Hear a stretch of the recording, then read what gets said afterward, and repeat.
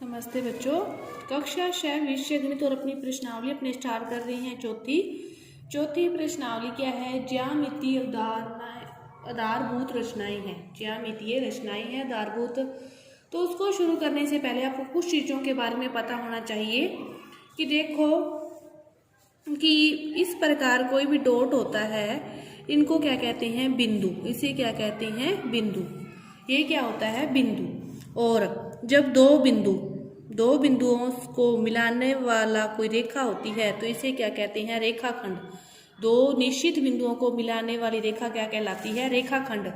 और जब इस प्रकार दो बिंदु तो निश्चित हैं लेकिन उनसे दोनों साइड ही बाहर चली जाए, जैसे ये बिंदु ए है, ये बी है, तो फिर ये क्या कहलाती है? रेखा। ये क्या कहलाती है? रेखा। की दो बिंदुओं से गुजरने वाली रेखा।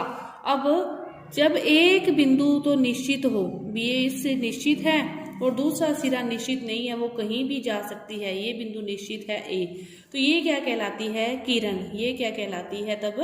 किरण। ये बिंदु, दो बिंदुओं को मिलाने वाला रेखाखंड, दो बिंदुओं से गुजरने वाली रेखा, एक बिंदु निश्चित हो दूसरा निश्चित ना हो तो किरण। अब जब दो रेखाखंड इस प्रकार कि एक ऐसे जा रहा है दूसरा उसको ऐसे काट रहा है, तो ये क्या कहलाती है? प्रतिच्छेदी रेखाएं। जब एक दूसरे को काटती है तो दोनों क्या कहलाती है? प्रतिच्छेदी रेखाएं। प्रतिच्छेदी रेखाएं भी दोनों एक दूसरे को काट रही है। और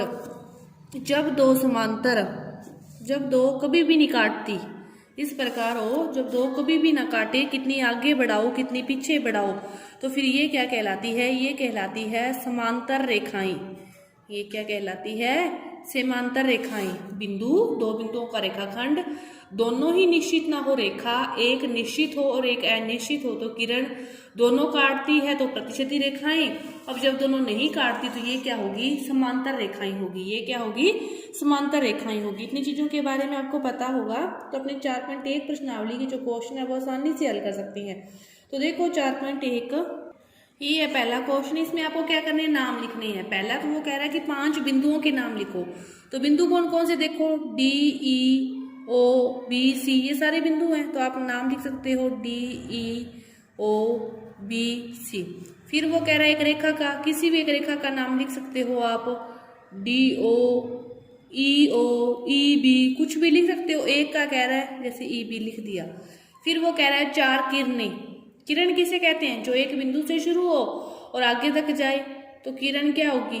ओ, ई से शुरू होके भी जा रही है, डी से शुरू होके भी जा रही है, बी से शुरू होके भी जा रही है, मतलब एक ही नाम लिखोगे कि बी किरण, ओ किरण, ई किरण, ओ, सी की तरफ भी एक किरण है, तो ये सारी क्या है? किरणें हैं।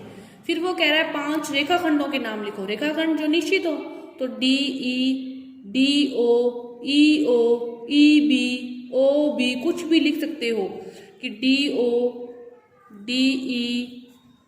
ई, ओ, बी, ओ, सी, कितने भी नाम आप आसानी से लिख सकते हो जब आपको पता होगा।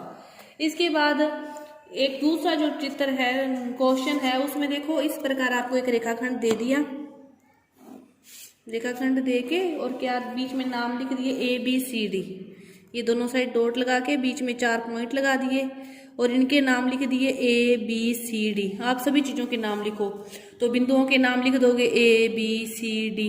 रेखाखंडों के नाम लिख दोगे ए, बी, ए, सी, ए, डी, बी, सी, बी, डी, ए, सी, सारे जो भी संभव है वो सारे आप नाम लिख सकते हो। इसी प्रकार किरणों के नाम लिख सकते हो। तो जितनी संभव आकृतियां हैं उनके नाम लिख सकते हो। इसी प्रकार तीसरे में आपको डायग्राम दे रखा है और नाम लिखनी है। चौथा क्वेश्चन देखो, वो क्या कह रहा है? भी कितनी रेखाएं संभव है? एक बिंदु से और फिर वो कह रहा है कि 2 बिंदुओं से। कितनी रेखाएं संभव है? एक बिंदु से और 2 बिंदुओं से।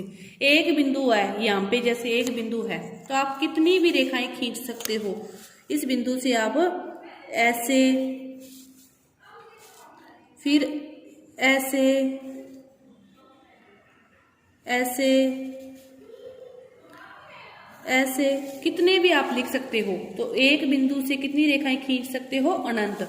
लेकिन जब 2 बिंदु फिक्स हैं, एक ये तो एक ये, उससे आप बस एक ही रेखा खींच सकते हो। दो बिंदुओं से आप एक ही रेखा, दो बिंदुओं से तो कितनी रेखा, एक रेखा, और एक बिंदु से आप कितनी भी रेखाएं खींच सकते हो, अनंत। एक बिंदु से तो आप अनंत रेखाएं खींच सकते हो। अब देखो पांचवा क्वेश्चन। अब देखो पांचवें में कह रहा है आपको खुद बनाना है, लिखा हुआ दे रखा है। अब तक डायग्राम दिया था आपको लिखने थे। एक बात और सुनो लिखने की, कि जब रेखाखंड की बात हो, रेखाखंड क्या होता है, निश्चित होता है ना, ए बी या बी क्यू दो के बीच रेखाखंड को लिखते हैं तो ए बी के ऊपर ये चीज लगाते हैं। जब आपको रेखा दर्शानी हो तो ए बी के ऊपर इस प्रकार की, वो दोनों तरफ जा रही है, और जब किरण दर्शानी हो तो ए बी इस प्रकार कि वो इस ओर जा रही है, इस ओर वो निश्चित है, जिस ओर निश्चित है। ये तीनों चीजें आपको ध्यान होनी चाहिए, ये भूल गई तब मैं आपको बतानी। अब देखो ए क्या दे रखा है कि जो पी है वो रेखाखंड ए बी पर स्थित है। आपको क्या करना है, रेखाखंड ए बी इस प्रकार बना दिया, ये है रेखाखंड ए बी, और पी क्या है इसके ऊपर कहीं भी स्थित है, ये रहा पी। दूसरा वो क्या कह रहा है, एक्स वाई पी क्यू का प्रतिच्छेद एम है, तो एक्स वाई पी क्यू, ये क्या है पी क्यू, ये है एक्स वाई, दोनों किस पर काट रहे हैं, एम पर। फिर वो क्या कह रहा है, देखो कि जो एल रेखा पर ई व एफ स्थित है, कोई भी एक रेखा है आप खींचो, ये है एल, इस पर क्या स्थित है, ई और एफ इसके ऊपर स्थित है, जो डी है वो कहीं इसके ऊपर नहीं है, कहीं साइड में है। तो इस प्रकार आपको जो भी चीज कही कैसी कही जाए आप ऐसी खींचनी है। ये था आपका पांचवा क्वेश्चन। छठा क्वेश्चन है सत्य असत्य। इस प्रकार आपको एक रेखा दे रखी है और सारे बिंदु दर्शा के सत्य असत्य है। इसका जो पहला क्वेश्चन है वो क्या कह रहा है कि जो क्यू है, एम है, ओ एन पी, ये सारे जो हैं वो एम एन रेखा पर स्थित हैं, एम एन रेखा पर स्थित है। एम और एन रेखा तो ये रही, और इस पर स्थित तो कितना बिंदु है, अकेला ओ ही स्थित है इस पर, क्यू और पी तो इस पर नहीं आ रहे, एम एन तो इतनी हुई तो इस पर स्थित नहीं है। लेकिन क्या है, ये रेखाखंड नहीं है।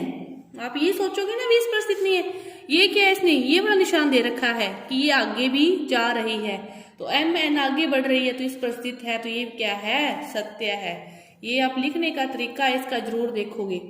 दूसरा वो कह रहा है जो एम ओ एन है, ये रेखाखंड अब बात आ गई कि ये रेखाखंड एम एन पर स्थित है, रेखाखंड एम एन ये रहा, इतना ही होगा रेखाखंड, तो ओ भी इस पर स्थित है, तो ये भी क्या है फिर सत्य है, ये भी क्या है, सत्य है। तीसरा वो क्या कह रहे हैं, एम और एन है वो एम एन रेखाखंड के अंतिम बिंदु हैं, एम एन रेखाखंड के अंतिम बिंदु ही हो गए, फिर ये भी क्या हो गया, सत्य हो गया। रेखाखंड बात आते रेखा आते समझोगे बात को, क्या हो गया, सत्य हो गया। डी क्या कह रहा है, जो ओ और एन है वो रेखाखंड ओ पी के अंत बिंदु हैं, रेखाखंड ओ पी तो ये रहा, और वो क्या कह रहा है, ओ और एन, ओ पी इतना है, ओ एन अंतिम बिंदु है, एन अंतिम बिंदु नहीं है, अंतिम बिंदु फिर कौन सा हो गया, पी हो गया। देखते ही पता चलेगा ना आपको, गलत हो गया। ई क्या कह रहा है कि जो एम है वो रेखाखंड क्यू ओ के दोनों अंत बिंदुओं में से एक है, क्यू ओ रेखाखंड है और उसके दोनों अंत बिंदुओं में से एम आ सकता है क्या, जब रेखाखंडी क्यू ओ है तो एम उसका अंतिम बिंदुओं में से एक नहीं है, ये भी क्या हो गया, गलत हो गया। एफ क्या कह रहा है, जो एम है वो किरण ओ पी पर एक बिंदु है, किरण ओ पी, ओ से स्टार्ट है, पी की तरफ जा रही है, तो इसका पर बिंदु एन है, एम नहीं है, इसने क्या कहा, एम इसका एक बिंदु है, एम इसका बिंदु नहीं है।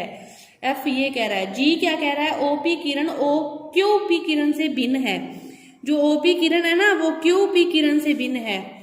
क्यू पी किरण ये रही, ओपी किरण ये रही, तो ओपी किरण क्यू पी से भिन्न कैसे हो सकती है, क्योंकि क्यू पी तो ये पूरी है, ओपी तो उसकी आती है, तो उसी के साथ ही है, उसी का भाग है, भिन्न नहीं है।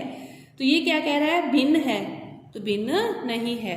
जी एच क्या कह रहा है, जो ओपी वही किरण है जो ओएम किरण है, ओपी वही किरण है जो ओएम किरण है, ओएम, तो ओएम इधर है, ओपी इधर है, तो ये वही कैसे हो सकती है, ये गलत है।